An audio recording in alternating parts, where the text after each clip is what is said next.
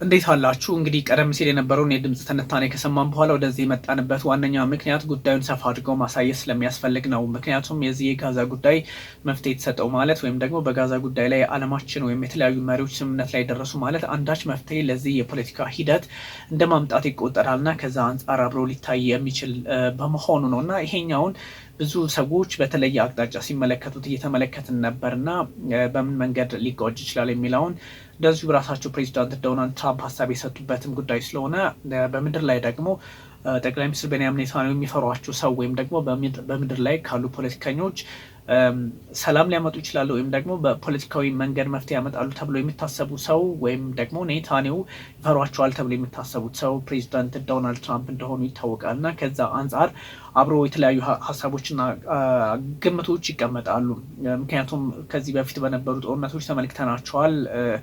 ኦልሞስት ይር ሊሆን ነው፣ ኦልሞስት 1 ዓመት ሊሆን ነው እና ይሄኛው ብዙ ጥያቄዎችንና ችግሮችን ሊያስነሳ የሚችል እንደሆነ ምንም ሳይታለም እየተፈታ ያደርገዋል እና ይሄኛው ምናልባት ግምት ውስጥ መግባት ያለባቸው ጉዳዮች ካሉ ከዚህ አንጻር ሊታይ እንደሚገባ ይነገራል እና የመካከለኛው ምስራቅን ፖለቲካ ለመቋጨት የጋዛውን ጉዳይ ብቻ ሳይሆን እስራኤልና ኢራን የገቡበትን ውጥረት በትክክል መቋጨት እንደሚያስፈልግ ከዛም ሲሻገር ደግሞ ብዙ ሂደቶችን ለማየት ብዙ አቅጣጫዎችን ለማየት ለመመልከት የሚያግዝ እድልን የፈጠረ በመሆኑ ነው እና ይሄኛው ጉዳይ ምናልባት ይቀጥላል ወይስ አይቀጥልም ጥያቄ የሚያስነሳ ነው።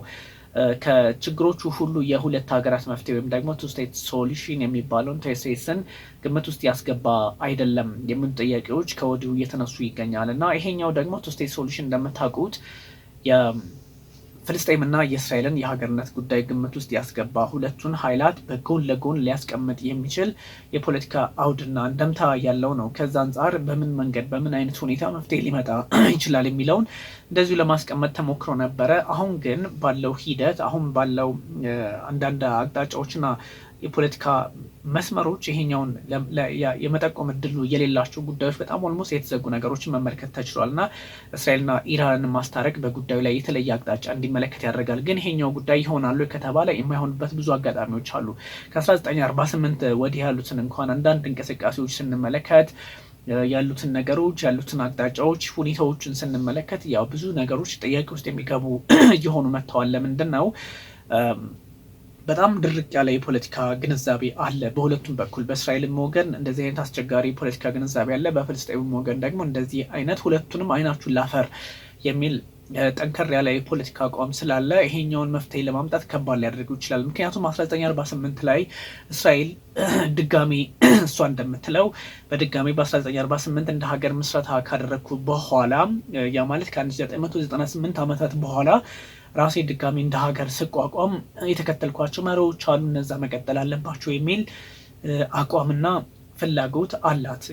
ብዙ ነገሮችን በዛ መንገድ ትመለከታለች። ከዛም ባሻገር ደግሞ ፍልስጤማውያን በተለይም እንደ ሀማስ ያሉት እንደና ፒኤልኦ ወይም ደግሞ ፋታህ ያሉት ደግሞ የራሳቸውን መንገድ ተከትለው እስራኤል የምትባል ሀገር አናቅም፣ ፍልስጤምን ማስቀጠል አለብን ብለው ያስባሉ። ሁለቱም ጎን ለጎን መቀመጥ ወይም ደግሞ ቱ ስቴት ሶሉሽን የሁለት ሀገራት መፍትሄ የሚለውን ግንዛቤ ግምት ውስጥ አስገብተው መቀጠል እንዳለባቸው የሚደነግጉ ሀሳቦች ነበሩ ከ1947 ጀምሮ ወይም ደግሞ እስራኤል 1948 ላይ ከተመሰረተች አንስቶ ይሄኛው ሀሳብ የተንከባለለ አሁን ላይ ደርሷል።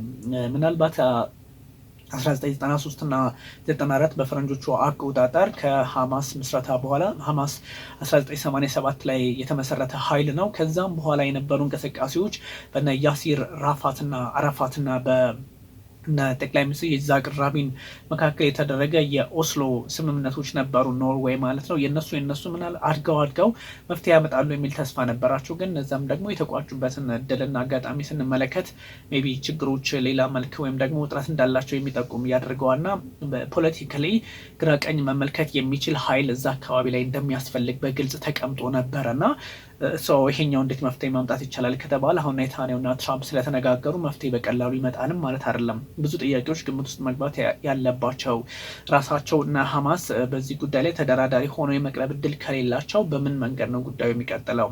ሐማስ ዲሳርም እንዲደረግ ወይም እዛ ሐማስ ምንም አይነት ሮል ጋዛ ላይ እንዳይኖረው ይፈለጋል። ስለዚህ ጋዛ ላይ እንዳይኖረው ከተፈለገ ደግሞ ሐማስ ለማን ብሎ ነው ስልጣኑን አስረክሞ የሚወጣው? እስከ መጨረሻው ሊፋለም ይችላል እና እሱ ስጋት አለ።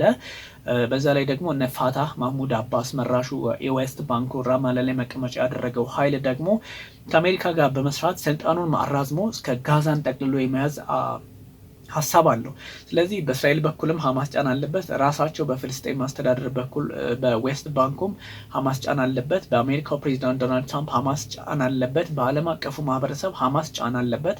በብዙ አቅጣጫ ስትመለከቱት ሐማስ ጫና ውስጥ ገብተዋል እና ይሄኛውን ጫና ደግሞ ጫና ወይም ደግሞ ችግር የሚመጣ ከሆነ ምን ለማን ብለን ወደኋላ እንላለን የሚል አቋም ውስጥም ሊገባ የሚችልበትን እድል የፈጠረ ነው እና እስከ መጨረሻው እንትን ሊቀጥልበት የሚችልበትን እድል ፈጥሯል።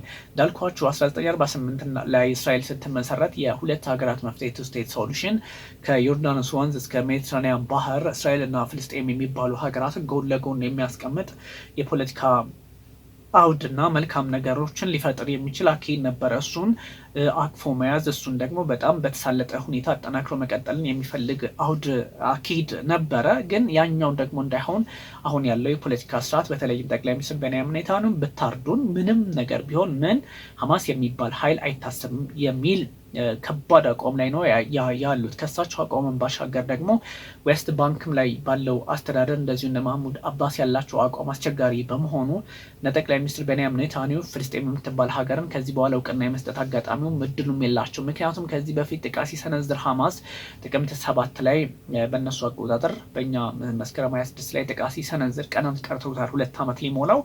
ያኔ በዌስት ባንክ የነበሩ ሰዎች ሳይቀሩ በጋዛ የነበሩ ሰዎች ወይም ደግሞ በሌሎች አካባቢዎች እስራኤል ጠላት ብለው የፈረጁ አገራት ህዝብ 90% የዌስት ባንኩን ብቻ 90% የሚሆነው ህዝብ ወጥቶ እንኳን ይህን አደረገው በሚል ጨፍሯል። ስለዚህ ስጋት አለብኝ የሚል ሀሳብ አላቸው። ስለዚህ ይሄኛው የነን ኔታንያሁ ሀሳብ ልክ አይደለም ማለት አይደለም። እንደዚህ አይነት ስጋት አለባቸው። ሐማስ ጥቃት ሲሰነዝር ብዙ ሰዎች ወጥተው የስ እንኳን እንደዚህ ያደረገ የሚል ደስታቸውን ገልጸዋል። ስለዚህ ያን ግምት ውስጥ አስገቡና እንዲያውም አስከፊ ሁኔታዎች ሊፈጠሩ ስለሚችሉ እኛ መፍትሄ መስጠት አለብን የሚል አቋምና እያራመዱ ያሉት ጠቅላይ ሚኒስትር ቤንያሚን ኔታንያሁና ይሄኛውን በምን መንገድ ትሪት ማድረግ ይቻላል የሚለውም እንደዚሁ ብዙዎች እያሰቡበት ያለበት ጉዳይና አስፈሪ ሆኖ ተመዝግቧል። ሰው ለመፍትሄ የሚሰራ አንዳች ኃይል ያስፈልጋል የሚባለውም ይሄኛውን ነው። ግራ ቀኝ መመልከት ያስፈልጋል የሚባለውም ከዚህ አንጻር ነውና የእስራኤል ጠቅላይ ሚኒስትር ቤንያሚን ኔታንያሁ በዌስት ባንክ ያላቸውን የመስፋፋት እንቅስቃሴ ወይም ደግሞ እዛ አካባቢ አኔክስ የማድረግ አካሄዳቸውን በቀላሉ እንደማይተውት ማሳያዎቹ ብዙ ናቸው። አንደኛ ከዶናልድ ትራምፕ ጋር ሲነጋገሩ የዌስት ባንክን ጉዳይ ወይም ደግሞ የፍልስጤምን የሁለት ሀገራት መፍትሄ እስራኤልና ፍልስጤም የሚባሉ ሀገራት ጎን ለጎን መቀመጥ አለባቸው የሚለውን ሀሳብ በፍጹም አላነሱትም።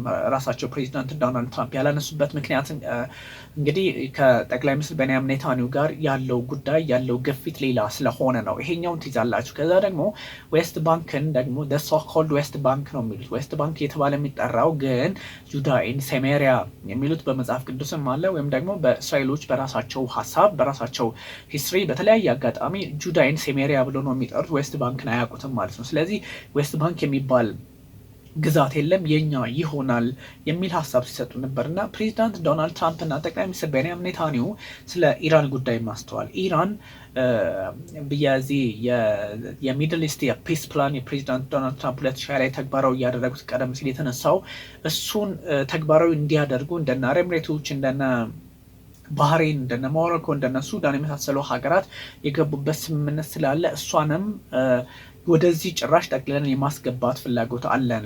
ምናልባት እኛ ኖረን ቢሆን ኖሮ እኔ ኖሬ ቢሆን ኖሮ ይህን ነገር አሳካው ነበረ የሚል ሀሳብ እየሰጡ ይገኛል ፕሬዚዳንት ዶናልድ ትራምፕ እና ይሄ ምንድን ነው የሚያሳየው ከተባለ ግሬተስት እስራኤል የሚለውን ወይም ግሬተር እስራኤልን የማስፋት ወይም ግሬተር እስራኤልን የማጠናከር የማበርታት አካሄዱ እንዳላቸው ያሳያል እና ኢራን በበኩሏ ደግሞ እሷ አንድ ኢሹ አድርጋለች፣ የሆነ ዋርኒንግ ሰጥታለች አሜሪካ ላይ ጥቃት ሊሰነዘር እንደሚችል የራሷን አቋም ደግሞ እንደዚሁ አስቀምጣለች እና ይሄኛው የተዛባ የፖለቲካ ግንዛቤና ሀሳብ በተለየ አቅጣጫ ሊመጣ እንደሚችል ያሳያል እና ይሄ በቀላሉ የሚታይ ከሆነ እጅግ አስቸጋሪ ነው።